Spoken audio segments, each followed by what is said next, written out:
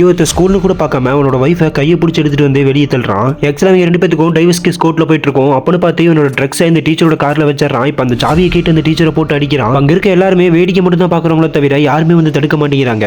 அங்க இருக்க ஒரு ஸ்டூடெண்ட் இதை பார்த்தோன்னே இவங்க அப்பா அவங்க அம்மாவை டார்ச்சர் பண்ற ஞாபகம் வந்துருது. ஸோ இப்போ இதை பார்த்தோன்னே அந்த ஸ்டூடெண்ட்டுக்கு பயங்கரமா கோவம் வந்து அவனை ஒரு அடியில பறக்க விட்டுட்டு அந்த டீச்சர் அப்படியே மெதுவா தூக்கி விடுறான். இப்போ அந்த டீச்சரோட ஹஸ்பண்ட் வேகமா வந்து ஏமலோட கை வைக்கிறேன்னு சொல்லிட்டு அந்த ஸ்டூடெண்ட்டை போட்டு பயங்கரமா அடிக்கிறான். அவனுமே பதிலுக்கு மூஞ்சிலே ஒரு குத்து விட்டு அவனை கீழே தள்ளி போட்டு அடிச்சிட்டு இருக்கான். அந்த டீச்சரோட ஹஸ்பண்ட் கூட வந்து மட்டை எடுத்துட்டு வந்து அந்த பையனை போட்டு மட்டையாலேயே அடிக்கிறான். அந்த டீச்சருமே அவங்க கிட்ட அவனை அடிக்காதீங்கன்னு சொல்லி எவ்வளவோ கெஞ்சுறாங்க. இவனுமே வழி தாங்க முடியாம ஒரு கல் எடுத்து அந்த ரவுடியோட தலையிலேயே பயங்கரமா அடிக்கிறான். ஸோ இப்போ அவன் அப்படியே தள்ளிட்டே போய் அங்க இருக்க கிணத்துக்குள்ள 2 பேருமே உள்ள விழுந்துடுறாங்க.